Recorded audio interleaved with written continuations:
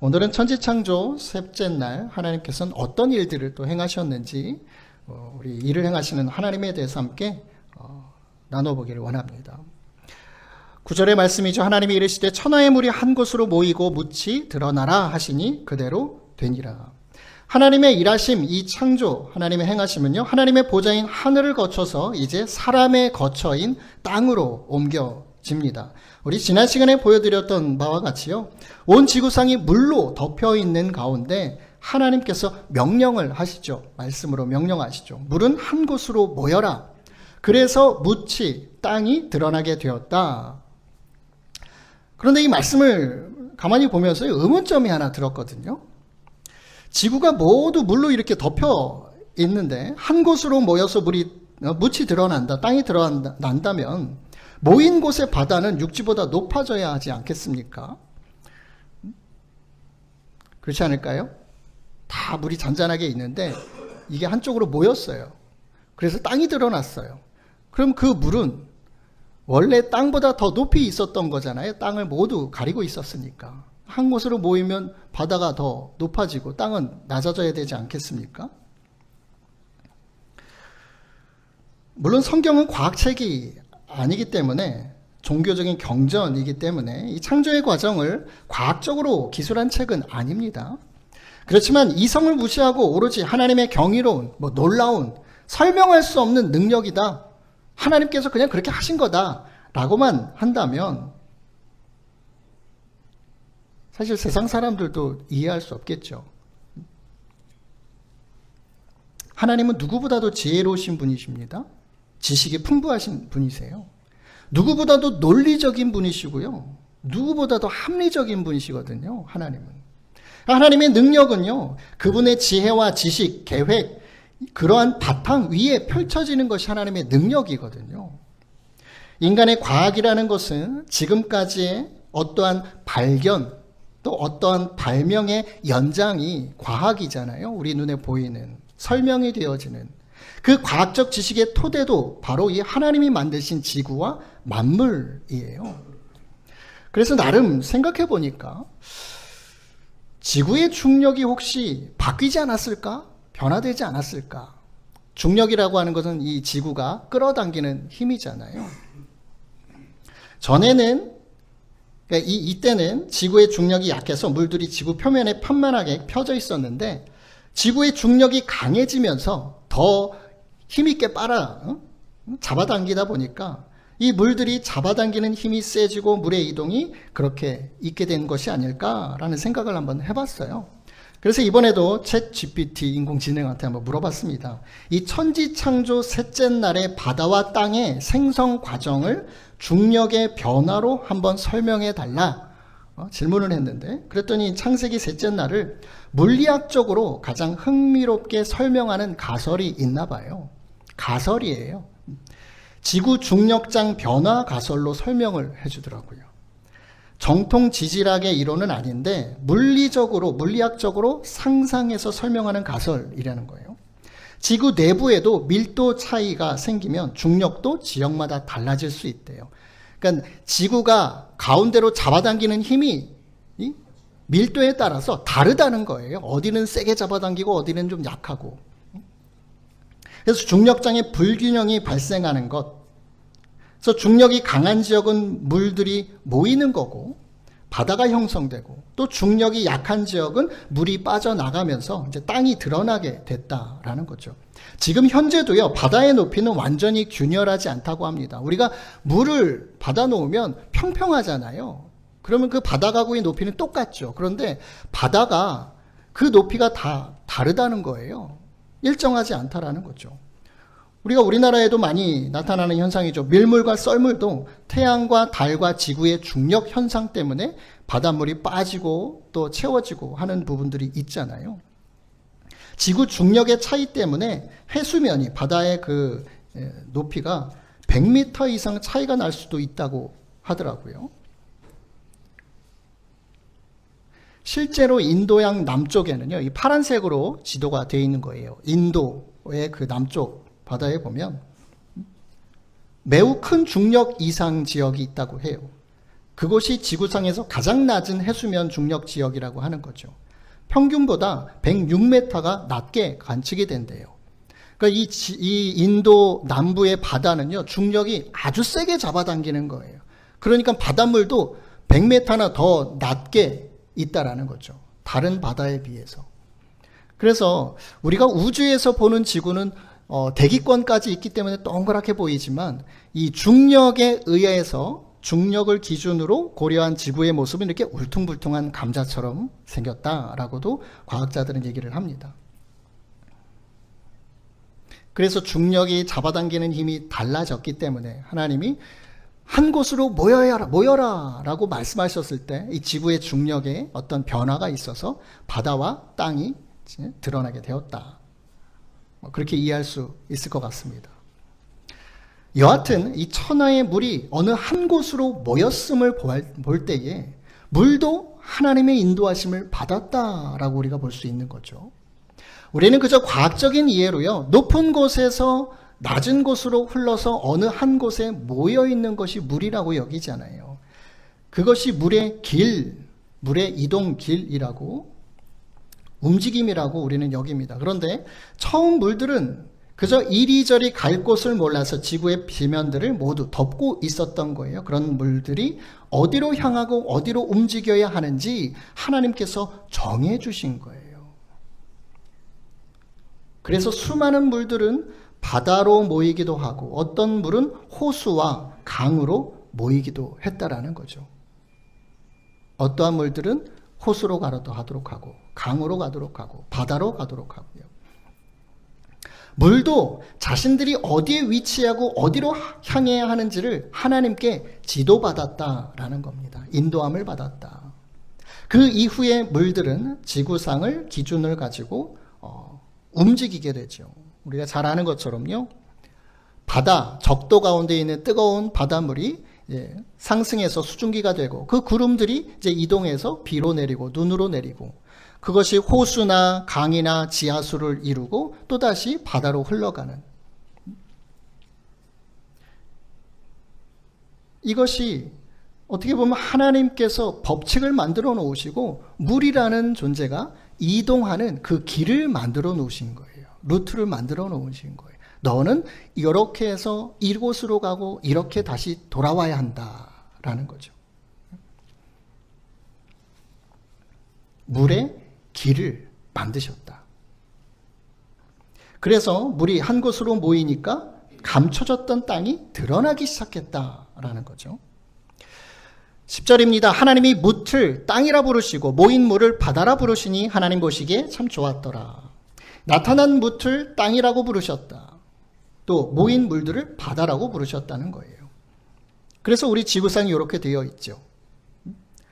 5개의 대양과 6개의 큰 대륙으로 이루어져 있죠. 그런데 엄밀히 말하면요, 바다 밑에 있는 부분도 땅이에요. 해구라고 하죠. 그래서 가장 낮은 해구가 이 괌, 태평양 괌에 있는 마리아나 해구라고 합니다. 지상에서 가장 높은 곳이 에베레스트 산인데요. 8,800m 정도 되는데 바다에서 가장 깊은 곳이 이 마리아나 해구라고 해요. 11,035m. 에베레스트 산보다 훨씬 더 높은 그 길이로 바다 속으로 이렇게 깊이 있다라는 거죠. 그래서요, 일반적으로 우리가 이 세계 지도를 보면요, 바다가 더 많잖아요.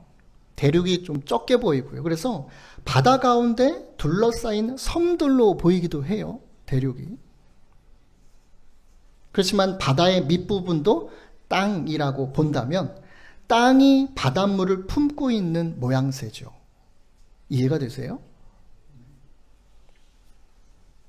하나님의 권능으로 어떤 특정한 지역 내에 물을 한정해 두시고 가두어 두셨다. 바다도 땅의 깊은 곳에, 낮은 곳에 가두어 두신 거다라고 볼 수 있는 거죠. 이렇게 물이 있어야 할 곳을 정하시고 이후에 변화된 모습을 보니까 하나님이 보시기에 좋으셨다라는 거예요. 우리도요, 가끔 바닷가를 보면 얼마나 멋진지 모릅니다. 언젠가 주보 사진에 한번 게재드렸던 그리스의 자킨토스라는 섬의 해변입니다. 태양의 후예라는 드라마에도 등장했던 섬이에요. 얼마나 멋있어요. 직접 가볼 수는 물론 가보셔도 되지만 가볼 수도 없는데 사진으로만 봐도요, 바다와 땅과 이런 모습들이 얼마나 멋있습니까? 이것만 멋있겠습니까? 전 세계 곳곳에 이런 멋있는 풍경들이 있다라는 거죠. 하나님이 보실 때에 참 좋으셨다라고 하면 저와 여러분의 눈에는 더할 나위가 없는 거죠. 하나님이 셋째 날 행하신 일은 물을 한 장소로 제한하셨다라는 거예요. 그 일을 행하셨다. 이는 오직 하나님의 권능으로 가능한 겁니다. 그래서 바다는 땅을 침범할 수가 없어요. 바다는 땅과의 경계가 명확해졌어요. 그것을 침범할 수 없어요. 하나님께서 분명하게 구분하셨어요. 이것이 하나님의 질서거든요. 하나님의 일하심, 행하심의 기준은요, 질서예요. 하나님은 질서 있게 모든 일을 행하시고 이루신다라는 겁니다. 그런데 때로는 이 구별의 경계가 무너져서 혼돈의 상황이 벌어지기도 하지요. 지면에 땅에 물이 범람하는 경우도 있어요. 바다 해일, 쓰나미 같은 경우가 있지요. 성경에서도 노아 시대 이 경계가 무너져서요, 동식물의 모든 생물이 생존이 불가능해졌죠. 바다와 육지의 경계가 다시금 무너지도록 하심으로 인해서 하나님은 그 당시 인류의 죄에 대한 경고와 심판을 행하셨어요. 하나님의 이 질서가 무너지면요, 피조물인 저와 여러분은 생존의 위협을 받을 수밖에 없어요. 이것이 천지를 창조하신 기준과 어떤 질서만이 아니라 저와 여러분이 이 세상을 살아가는 영적인 질서도 있습니다. 그 모든 질서대로 하나님은 일하시는데 그 질서가 혼돈되고 무너지기 시작하면 저와 여러분이 이 땅을 살아가는데 참 어려워진다라는 겁니다. 그런데 다행히도 노아 홍수 이후로 하나님은 다시금 물의 경계를 세우시죠. 다시는 홍수가 이 땅 가운데 범하지 않을 것이다. 땅과 바다의 모습만으로 보시기에도 좋았지만 땅은 흙뿐이었잖아요. 식물이 없었잖아요. 물론 사막, 식물이 하나도 없는 사막도 참 이렇게 사진으로 보면 멋있는 것 같아요. 그 풍경이요. 그래서 사막으로 여행 가는 사람들도 많습니다. 그런데 초원은 더 아름답죠. 풀들의 색깔, 녹색, 파란색, 그런 색깔들이 더 아름답게 보입니다. 그래서 하나님은 땅에 각종 식물들을 만드시는 일을 또 행하셨다라는 거죠. 하나님이 이르시되 땅은 풀과 씨 맺는 채소와 각기 종류대로 씨 가진 열매 맺는 나무를 내라 하시니 그대로 되었다. 풀은 대쉐라는 단어입니다. 일반적인 풀이에요. 씨를 갖지 않는 풀들, 이끼 같은 그런 거고요. 채소는 에세브라는 단어인데 녹색이라는 뜻을 가진 단어입니다. 그러니까 밭에서 나는 채소를 포함해서 꽃을 피우고 열매를 맺는 모든 종류의 식물을 말해요. 나무는 에츠라는 단어입니다. 자체적으로 번식하고 씨를 맺고 열매를 맺는 그런 나무를 의미합니다. 이러한 식물은 인간과 동물의 먹이가 되는 거죠. 그리고 산소를 제공해 주죠. 그래서 동물과 이 모든 사람들이 살아갈 수 있는 환경의 여건을 조성해 주는 거예요. 식물들은 땅을 아름답게 꾸미고 비옥하게 하며 땅의 황폐를 막고 홍수를 예방하는 역할도 합니다. 식물은 땅과 바다와 인간과 동물을 위해서 철저히 뭔가 자신을 희생하는 봉사의 역할을 한다고 볼 수가 있어요. 식물들은요, 위협한다고 해서 도망갈 수 있는 존재가 아니잖아요. 땅에 심기어졌기 때문에요. 식물들은 생물이지만 바다와 땅과 함께 생물들이 살아갈 수 있는 환경을 만드는 그런 역할을 한다라는 거예요. 그래서 하나님이 식물을 땅에 나타나게 하셨다. 창조하셨다라는 겁니다. 하나님이 말씀으로 식물들을 땅 위에 나타나게 하셨다고 해서 간단하게 행하신 것이 아니에요. 각각 종류대로 식물들아 나와라 해서 뿅뿅뿅뿅 그렇게 해가지고 간단하게 그냥 이 천지가 창조된 것이 아니라 각기 종류대로 11절에도 각기 종류대로, 12절에도 각기 종류대로라고 표현되어 있죠. 이것은 하나님의 창조 사역 가운데, 일하심의 사역 가운데 참으로 중요한 일하심이에요. 규정을 짓고 구분하는 것. 각각의 식물들은요, 그들의 역할이 따로따로 있습니다. 이 봄이 되면 땅에서 봄나물들이 나오게 되죠. 뭐 여름에는 여름나물도 있고요. 계절마다 각각의 어떤 다양한 식물들이 나와요. 다양한 열매는요, 자기들만의 독특한 색깔과 맛과 영양소들을 갖추고 있습니다. 하나님은 다양함을 추구하세요. 그렇지만 그 가운데 질서를 두시는 하나님이시죠. 그것은 우리 인간의 모습도 마찬가지입니다. 오늘날 전 세계 인구가요, 82억 7천만 명 된다고 해요. 계속 늘어가고 있어요. 그렇지만 똑같은 얼굴이 하나도 없죠. 거의 똑같이 보이는 일란성 쌍둥이라 해도요, 지문이 달라요. 손가락에 있는 지문이요. 그리고 얼굴 표정도 달라요. 얼굴은 비슷하게 생겼어도 그 웃는 표정이나 그런 찡그리는 표정들이 다르다라는 거예요. 하나님은 땅을 향해서 말씀으로 각기 종류대로 식물을 내라 라고 명령하셨지만 땅이 어떻게 다양한 그 식물들을 낼 수 있겠습니까? 땅이 어떤 지능이 있어서, 지식이 있어서 그 땅들을, 그 식물들을 내겠습니까? 그것은 이미 하나님께서요, 각기 다른 종류를 계획하신 거예요. 설계하신 거예요. 많은 풀들과 나무들과 꽃들과 각기 종류대로 하나님께서 다 구상하시고 생각하신 거예요. 그 하나님의 생각하신 그대로 땅에게 명령하신 거예요. 야, 꽃, 이런 꽃, 저런 꽃, 이런 나무, 저런 나무, 이런 열매, 이런 풀들 내라. 각기 종류대로라고 써 있어서 그냥 하나님이 그냥 뭐 간단하게 만드신 것이 아니었다라는 거죠.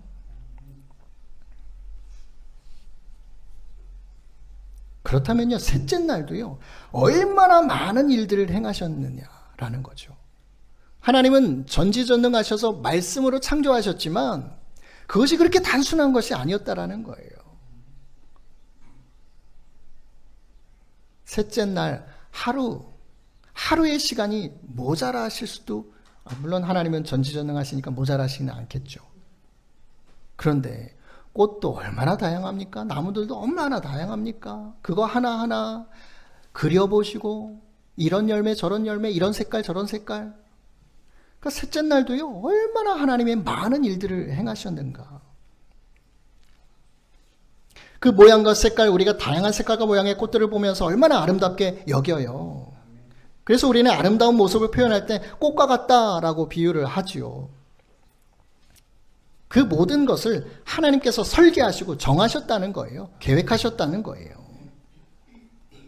나태주 시를 잘 아시죠? 많이 들어보셨을 거예요. 자세히 보아야 예쁘다, 오래 보아야 사랑스럽다, 너도 그렇다. 간단한 시인데 참 다가오는 19절입니다. 자세히 들여다보면 예쁘다는 것을 알 수 있도록 만들어 놓으신 거예요. 길거리 가다가 아주 작은 들풀도요, 자세히 보면 다 갖출 것 다 갖춰 있어요. 그 모습 그 자체로 예뻐요. 오랫동안 바라보면 사랑스러워진다는 거죠. 저와 여러분도 그렇게 만드셨어요. 저와 여러분들. 그래서 하나님은 계속 저와 여러분들을 지켜보시는 줄도 모르겠어요. 계속 보니까 예뻐 보이는 거예요. 이 천지를 창조한 모습을 보니까 참 보시기에 너무나도 기쁘고 좋았다라는 거죠. 계속 보니까 너무나도 사랑스러운 거예요.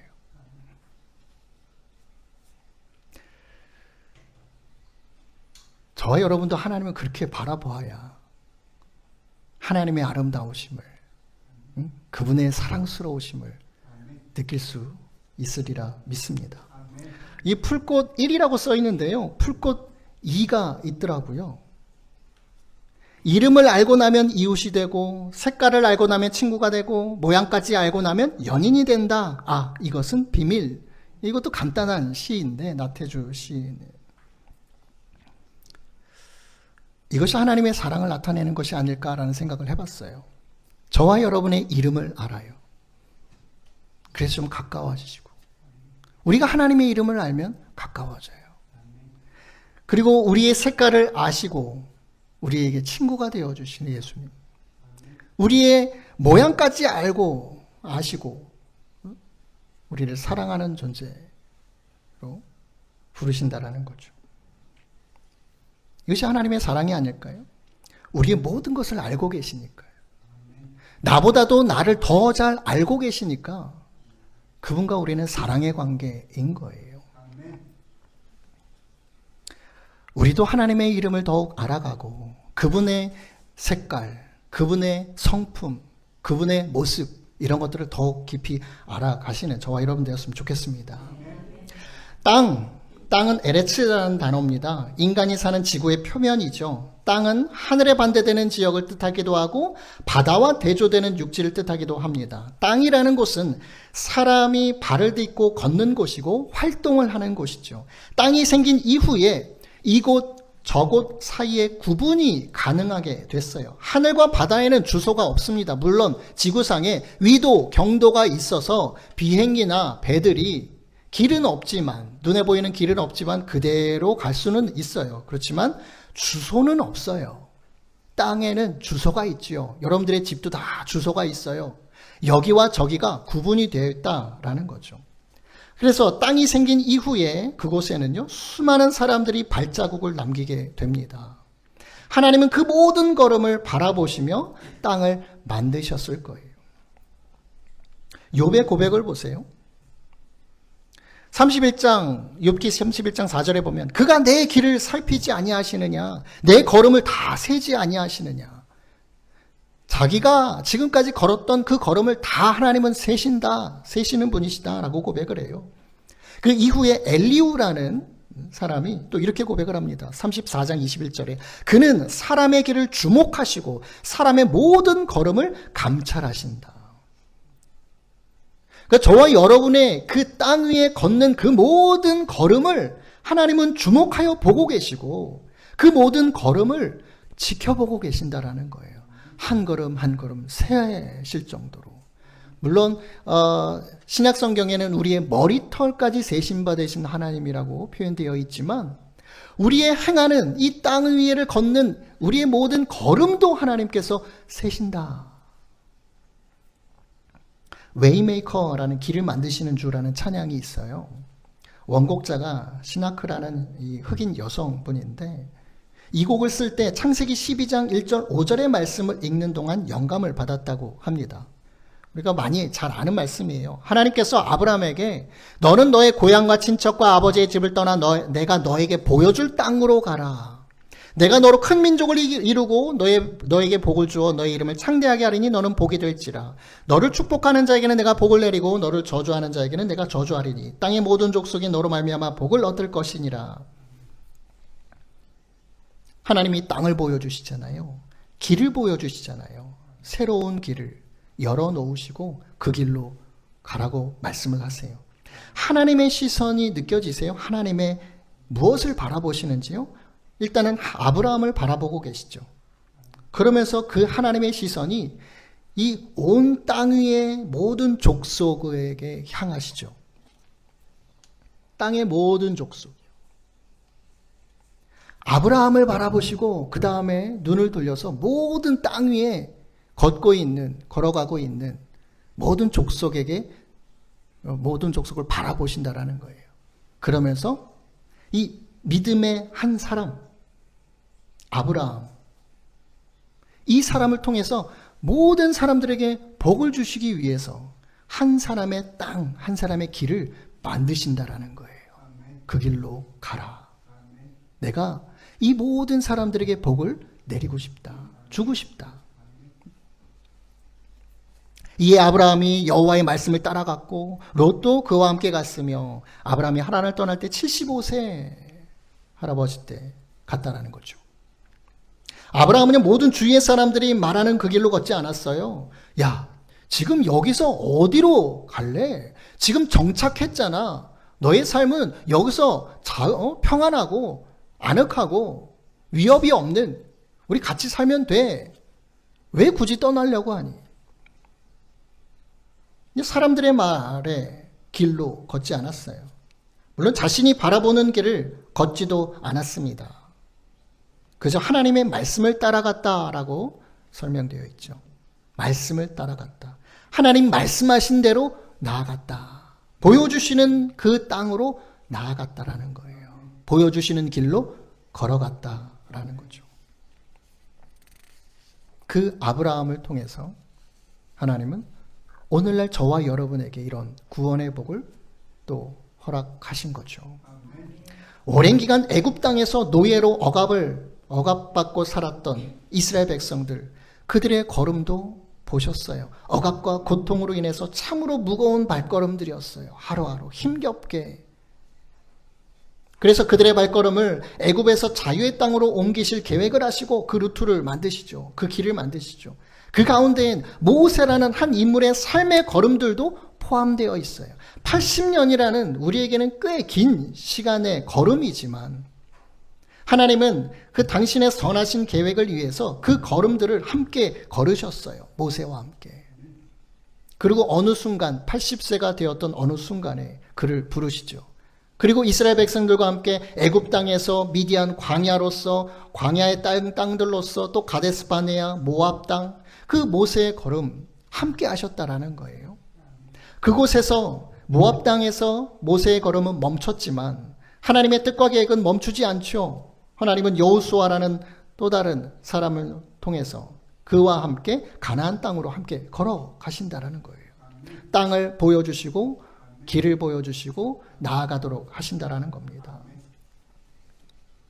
하나님께서는요, 땅을 창조하시며 셋째 날 땅을 만드시면서요, 먼 훗날 저와 여러분들이 걷게 될 그 길들, 그 걸음들을 또한 바라보셨을 거예요. 제가 첫 시간에 말씀드렸잖아요. 하나님은 우리는 현재만 바라볼 수 있지만 미래에 알 수 없지만 하나님은 과거에서 현재 통해서 미래까지도 한 번에 보실 수 있는 분이거든요. 저와 여러분의 미래의 모든 길들을 보실 수 있는 분이에요.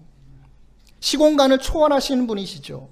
셋째 날 땅을 만드시는 그 천지창조, 모든 것이 시작되던 그 시기에 땅이 만들어지면서 저와 여러분이 걷게 되는 그 모습까지도 보셨다라는 거예요. 무릎으로 방과 거실을 넘나들며 기어다니는 아기 때의 모습들이요.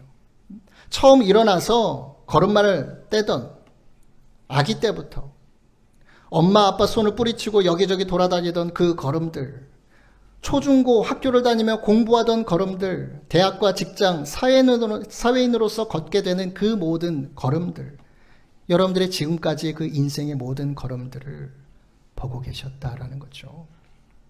땅을 창조하시며 하나님은 여러분들의 모든 인생의 걸음들을 바라보셨을 거예요. 지금도 여러분들의 인생의 걸음들을 주목하시며 바라보고 계시고 감찰하고 계신다. 하나하나 걸음을 세실 정도로요. 그 걸음들을 모두 세고 계신다. 그토록 세심하게 우리의 걸음을 주목하고 계신다라는 거예요. 인생의 걸음을. 땅을 창조하신 하나님의 일하심은요, 창세기 1장에서 끝난 것이 아닙니다. 지금도 여러분들의 걷게 될 땅들을 만들어가고 계시는 거예요. 앞으로 계속해서요. 그래서 시편 기자는 하나님께서 사람들의 걸음을 정하신다라고 고백을 합니다. 시편 37편 23절 24절인데요. 여호와께서 사람의 걸음을 정하시고 그의 길을 기뻐하신다. 하나님께서는 어떤 사람의 가는 길을 기뻐하신다면 그 사람의 발걸음을 굳게 붙잡아 주시는 거예요. 비틀거릴지라도 아주 넘어지지 않습니다. 그는 넘어지나 아주 엎드러지지 아니함은 여호와께서 그의 손으로 붙드심이로다. 비틀거릴 수 있어요. 흔들릴 수 있어요. 그렇지만 아주 엎드러지지 않습니다.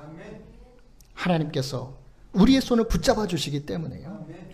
여러분들이 걷고 활동하는 땅은요, 여러분들이 정하는 것이 아닙니다. 하나님께서 정하시는 거예요. 그러니 잘못 들어섰다고 자책할 필요도 없어요. 후회할 필요도 없습니다. 나 왜 이렇게 살았지? 후회하실 필요가 없어요. 다른 길이 없다고 막다른 길이라고 절망하지 않으셔도 됩니다. 우리는 우리의 길을 알지 못해요. 그것이 당연하다고 성경은 말씀합니다. 사람의 걸음은 여호와로 말미암나니 사람이 어찌 자기의 길을 알 수 있으랴. 성경도 이렇게 말씀하시는 거예요. 모르는 게 당연해요. 실수가 당연해요. 잘못된 길 가는 것 당연하다는 거예요. 그렇지만 걱정하실 것이 아닌 것이, 절망할 필요가 없는 것이요, 하나님이 저와 여러분의 모든 땅과 길을 정하시고 인도하신다라는 겁니다. 그래서 성경은 우리에게 그 길을 하나님께 맡기라고, 의지하라고 말씀을 하세요. 시편 37편 5절에 너의 길을 여호와께 맡기라. 그 하나님을 의지하면 그분이 이루신다. 잠언서 3장 6절에도 너는 범사의 그를 인정하라. 그리하면 너의 길을 지도하시리라. 하나님, 내 인생의 모든 길을 정하시는 분이십니다. 그걸 인정하는 거예요. 확정하는 거예요. 그럴 때 하나님께서 우리의 길을, 여러분들의 길을 인도하시는 겁니다. 잠언서 5장 21절에도 대저 사람의 길은 여호와의 눈앞에 있나니 그가 그 사람의 모든 길을 평탄하게 하시느니라. 평탄케 하는 작업이요, 울퉁불퉁하고 한 곳을 다져주시는, 돌뿌리가 있으면 돌 빼내시고 우리의 걸음이 자칫 넘어지지 않도록. 잠언서 16장 9절에 사람이 마음으로 자기의 길을 계획한다 할지라도 그의 걸음을 인도하시는 이는 여호와시다. 우리의 걸음을 인도하시는 하나님이시라는 거죠. 주님이 인도하시는 길이요, 때론 고난이 있기도 하고 어려움이 있기도 합니다. 우리가 신앙생활 하면서 힘든 일도 겪기도 하고요, 어려운 일들 다 오기도 합니다. 역경이 다가오기도 해요. 당연한 거예요. 오르막처럼 힘겹기도 해요. 포기하고 싶을 때도 있지요. 우리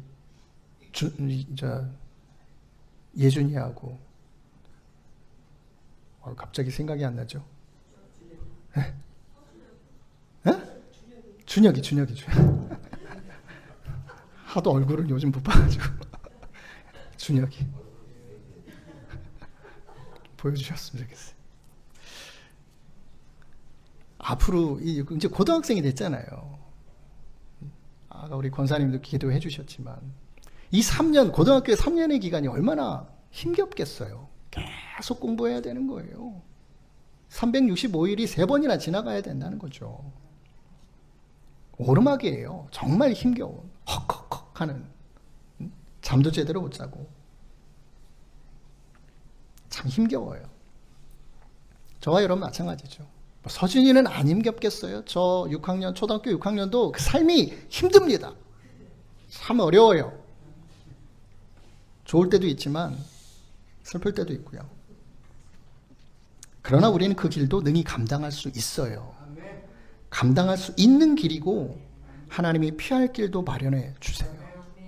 고린도전서 10장 13절이에요. 우리 함께 읽어보겠습니다. 시작. 사람이 감당할 시험 밖에는 너희가 당한 것이 없나니 오직 하나님은 미쁘사 너희가 감당하지 못할 시험 당함을 허락하지 아니하시고 시험 당할 즈음에 또한 피할 길을 내사 너희로 능히 감당하게 하시느니라. 피할 길도 피할 땅도 내주신다는 거예요.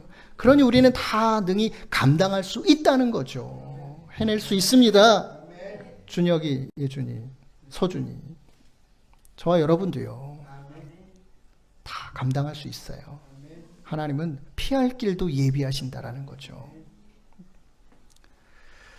그래서 그러한 길들을 온전히 나아갔던 사람들이 성경에 있는 것 같습니다. 침례 요한은 그런 자신의 길을 온전히 걸었던 것으로 보여요. 사도행전에 보니까 요한이 그 달려갈 길을 마칠 때에 너희가 나를 누구로 생각하느냐? 나는 그리스도가 아니라 내 뒤에 오시는 이가 있으니 나는 그 발에 신발끈을 풀기도 감당하지 못하리라. 예수님이 다시 오실 것이다. 침례 요한의 사명은 그것이죠. 광야에서 외치는 자의 소리로 사는 것.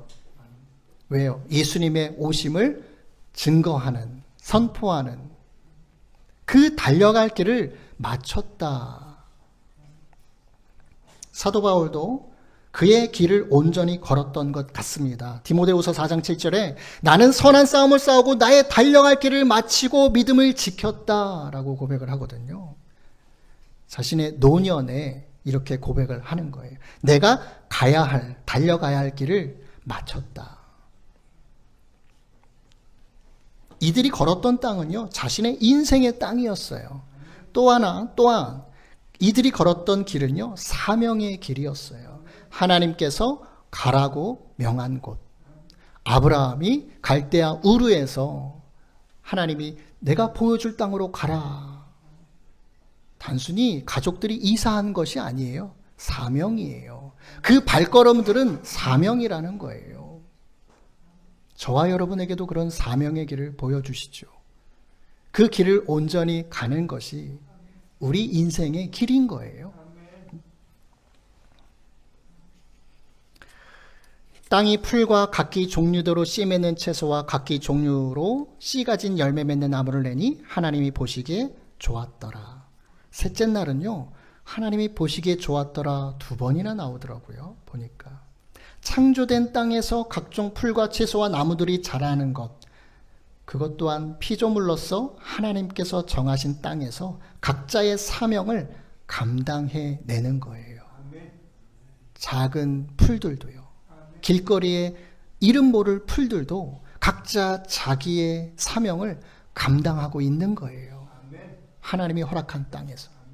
그 모든 모습들을 바라보시면서 하나님은 또 한 번 좋다라고 느끼셨다는 거죠. 기쁘다, 즐겁다.